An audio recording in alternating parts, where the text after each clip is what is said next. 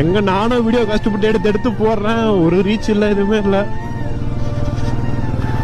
பரவாயில்ல, நமக்கு ஒரு டைம் வரும், வெயிட் பண்ணுவோம். சுத்தமாக இருந்துச்சு நம்ம.